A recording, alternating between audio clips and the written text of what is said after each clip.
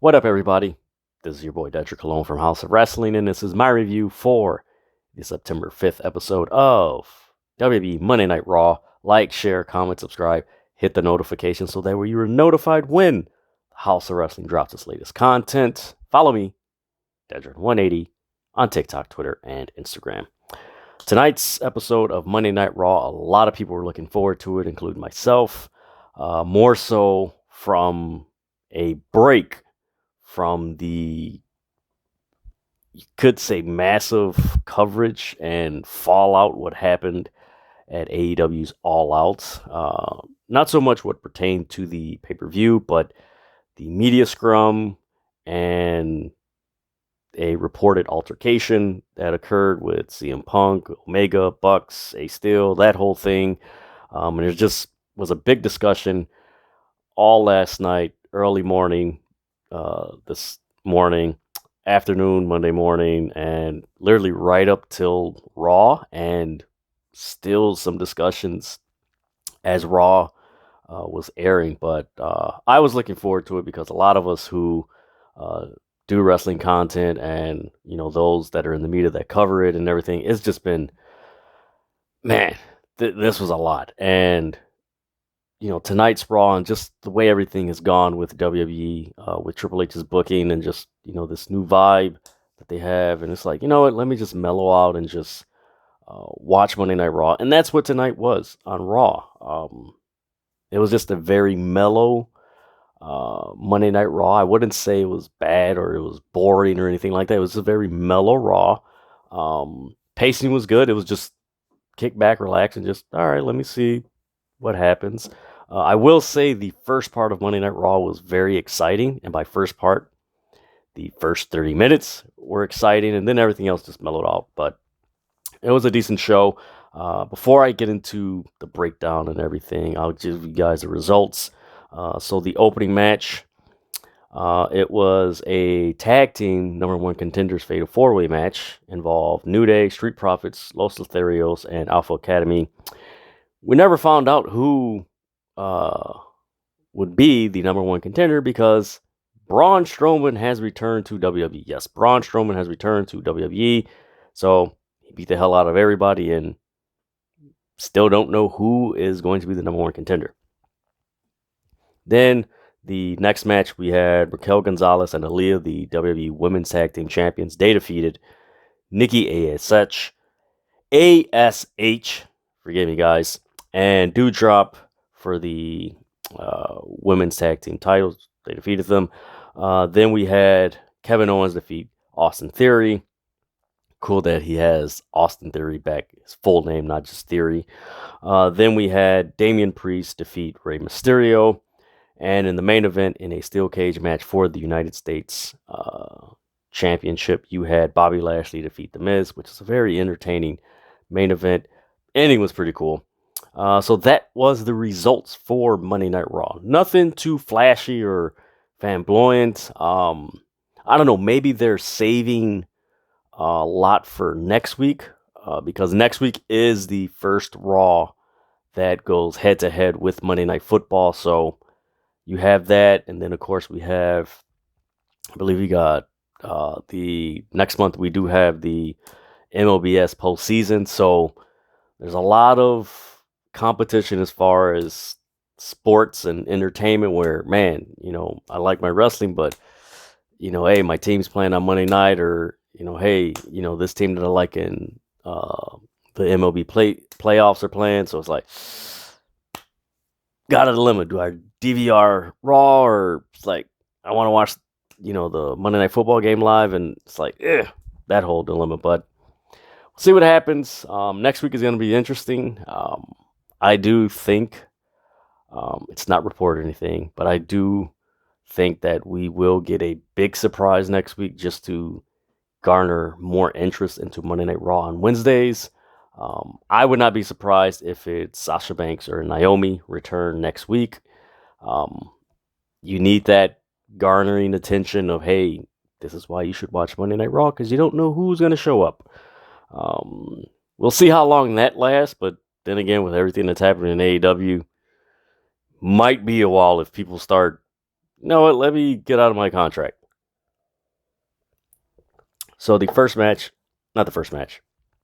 So it started off with the Edge promo, and it was basically he was discussing what happened with Dominic turning on Rey Mysterio and himself. It was an okay promo. I did like the fact that Rhea Ripley came out, and this was pretty much the line of the whole promo segment. She tells Edge, I saw potential in him, and I made him into a man. And everyone on social was like,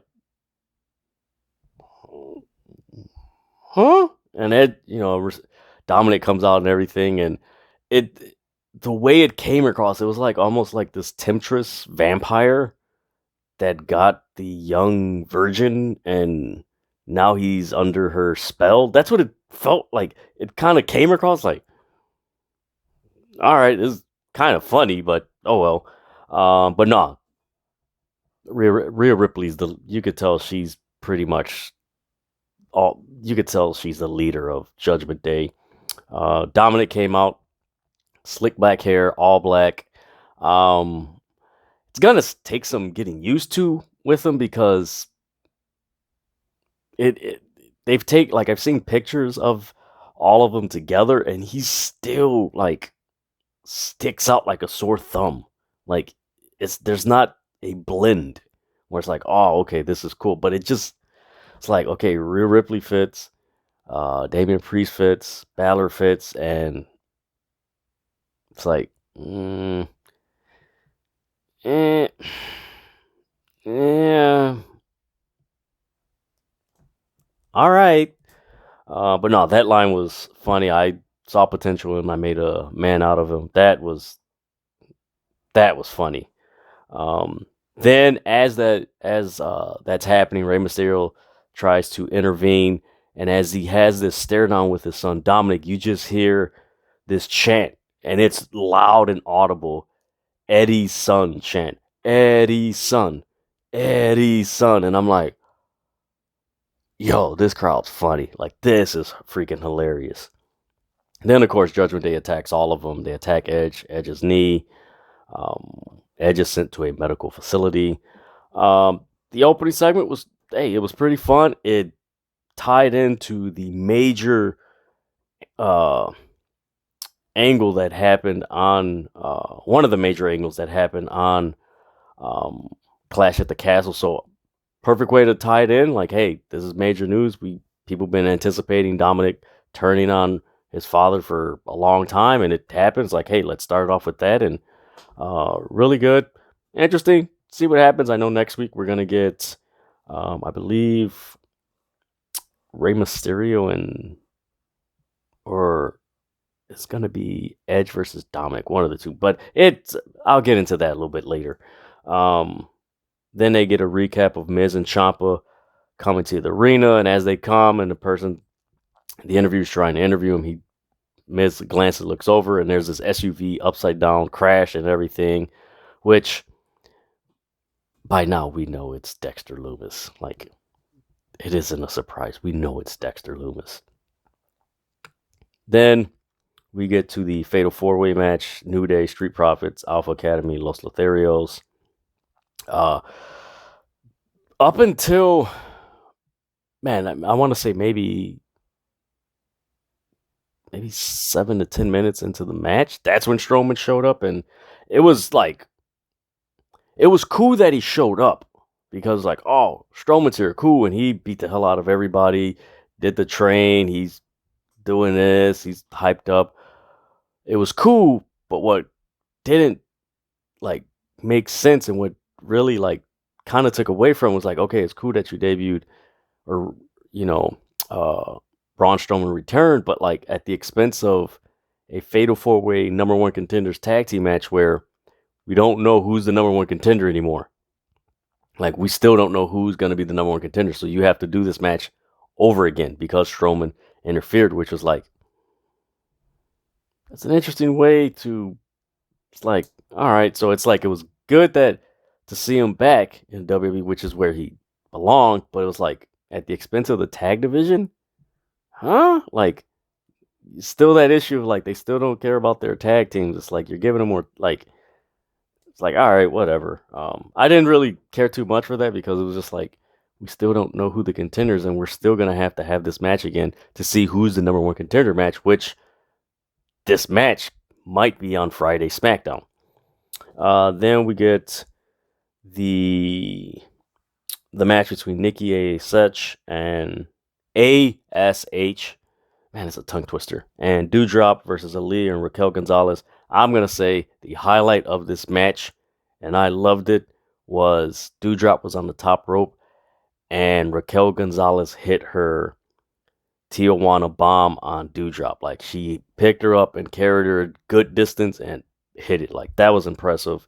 So Aaliyah and Raquel Gonzalez win. I believe they will be defending the titles next week, which are we going to get Naomi and Sasha returning next week, which would be very interesting, where they confront the current champions and they do have a legitimate case like, hey, we never lost these titles. We just handed them in. Like, we never lost them.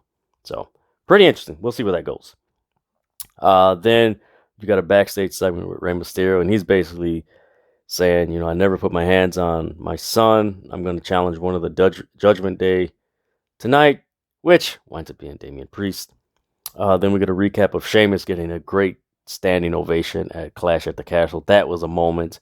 That was cool. He deserved it.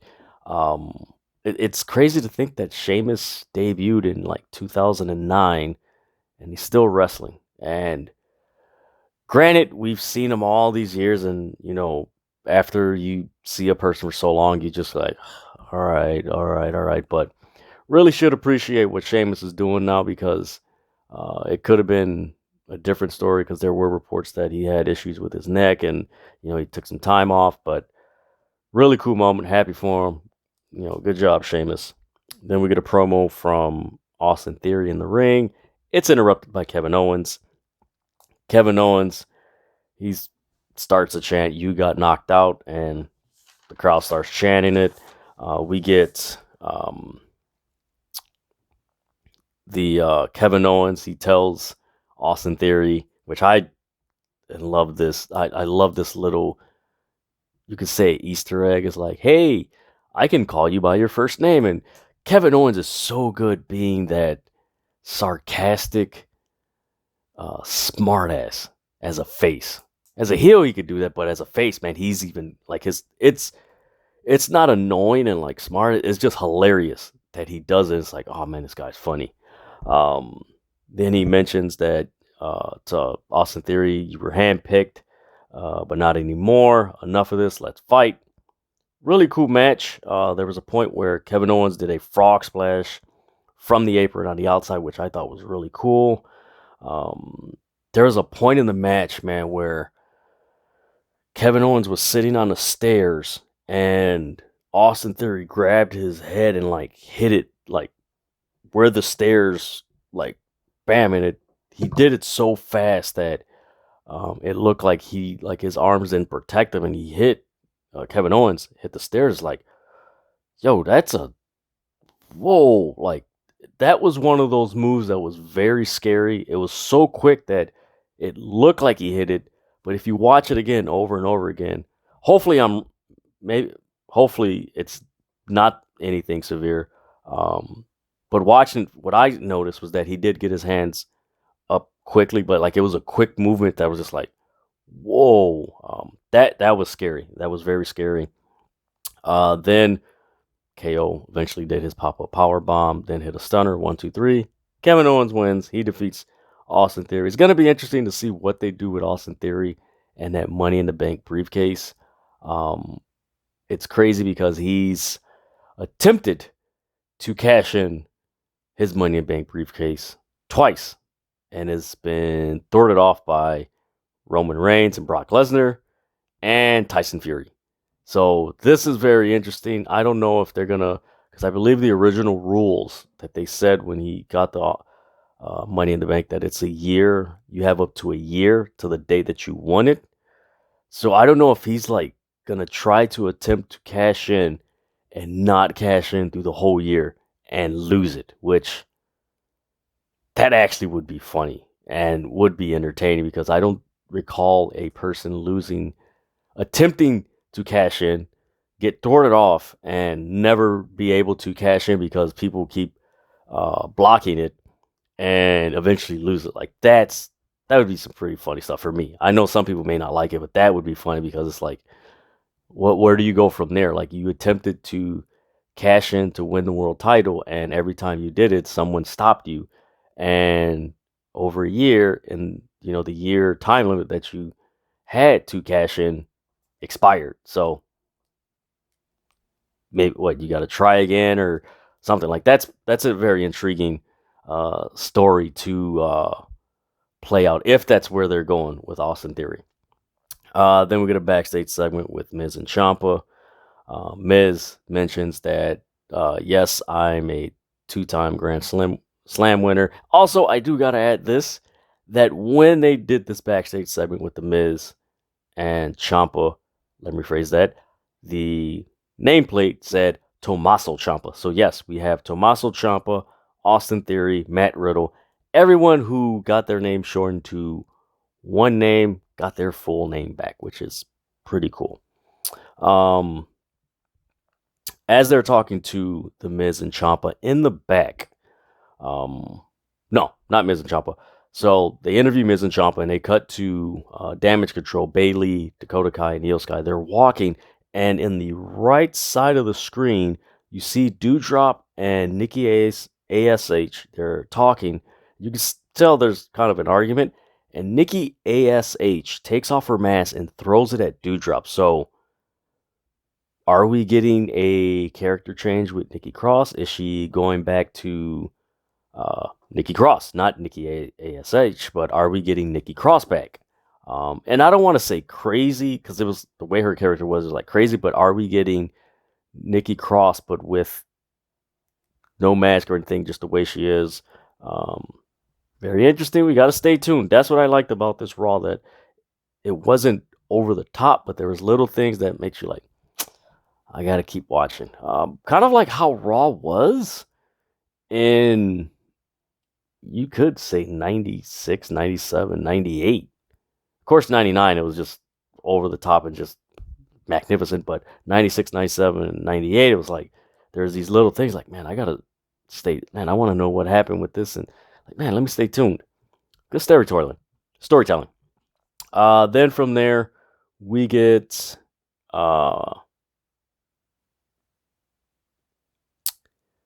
Rey Mysterio and Damian Priest.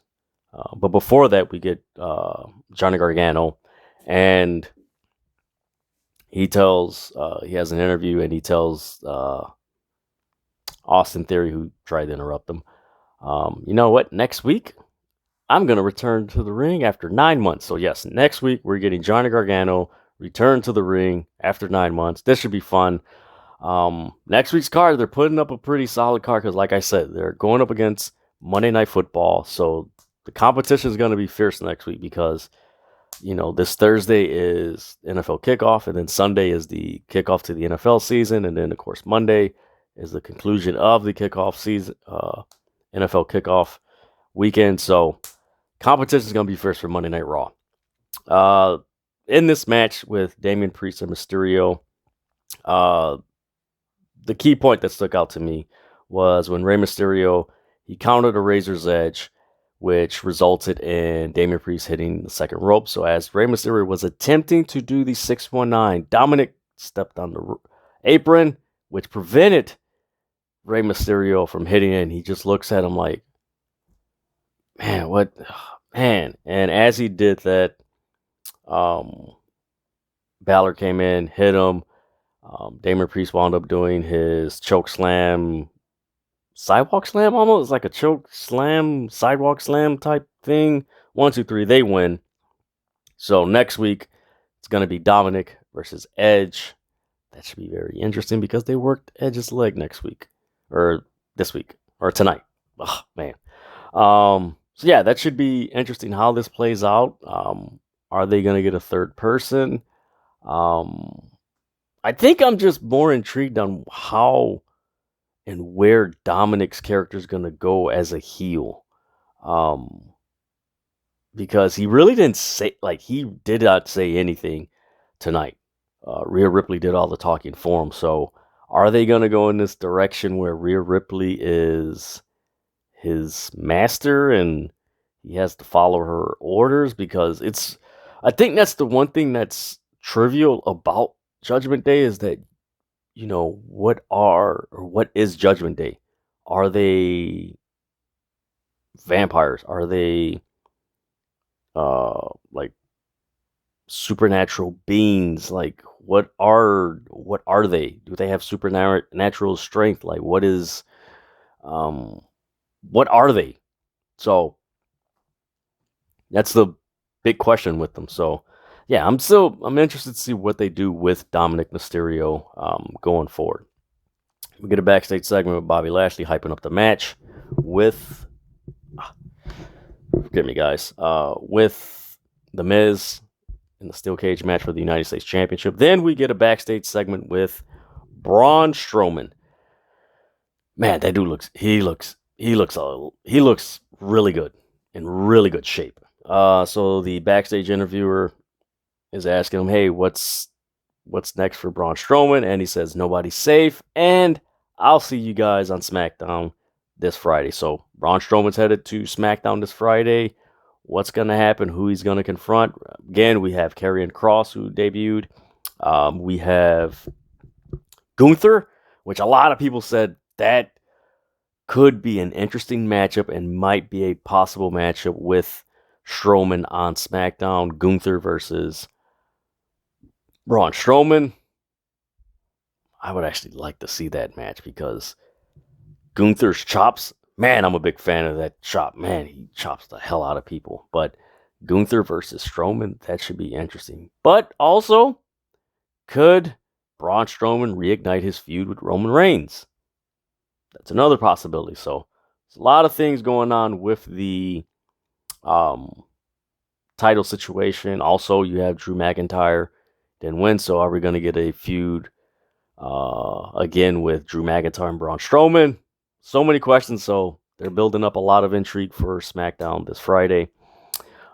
Then we get a video package after Clash of the Castle. They interview Matt Riddle and Seth Rollins. Matt Riddle had a freaking knot. Yeah, like right here, like that thing, as we said in Puerto Rican, chuchazo, man. That freaking thing was literally like that, man. That was freaking crazy. But he said he wanted another match with Seth Rollins anytime, anywhere, as soon as we can. Let's make it happen. Then they cut to Seth Rollins, and Seth Rollins, this was funny, man. He's walking out, and he's got this jacket with hearts and everything. And he's like, you know what? I had 60,000 people singing my song during my match as I beat Matt Riddle. Seth Rollins is so cool, man. He is really cool. At first, I wasn't a big fan of this current iteration of his gimmick, but over time and just seeing how the crowd's gotten into him, and he's over. Like, honestly, because they're bringing back so many guys, and some of them are mostly heels or in-betweeners, I think it's only a matter of time before they turn Seth Rollins face. I think it's inevitable that it's soon. Again, we're only September. We're 3 months away from the new year, so a lot can happen. There's some pretty interesting plans for Royal Rumble and WrestleMania going forward, considering it's in Los Angeles. So we could be in store for some really good wrestling from the WWE from now till WrestleMania. Then we have Lashley versus The Miz in the steel cage match. Early part, it's your typical steel cage match. One person's trying to get advantage, climb, take down everything. But the moment that stuck out to me where it really kicked into gear, and this was more the latter part of the match, and it was the Miz. He was climbing out after he worked Bobby Lashley. Him and Ciampa early in their match, like they took him out. Like, they didn't even start the match. Like, they were just beating him up. They threw him against the barricade. They stuck his arm by the cage, put the steel steps, hit it. They took the cage door, hit him and everything. Like, they did everything they could to, like, get him as tired and weakened as possible. But at this point, as I mentioned, as the Miz climbing down and he's got this smirk, he's like, yeah, yeah, yeah. And he looks down, it's like, and this was so cool by WWE to get this shot, because normally they would get a shot, or low from the floor looking down at the apron, but they got an overhead shot of the Miz looking down, and you see Dexter Lumis looking up at him, and it's like, yo, that's pretty cool. That's cool. So yeah, Dexter Lumis was there. The Miz, he comes down. Eventually, Lashley gets he gets up, gets his strength, spears Miz 1, 2, 3. Lashley wins. So Dexter Lumis enters the cage, and the Miz is trying to like escape, and he tries to go through the cage door, and Lashley closes it. Dexter Lumis winds up putting Miz in a sleeper, and that's how the show ends. The match I had no issue with the match. It was just leading up to the Lumis Miz confrontation. It's going to be interesting to see where they go with Lashley in the United States Championship and who he's facing, because it does look like this moment where Lashley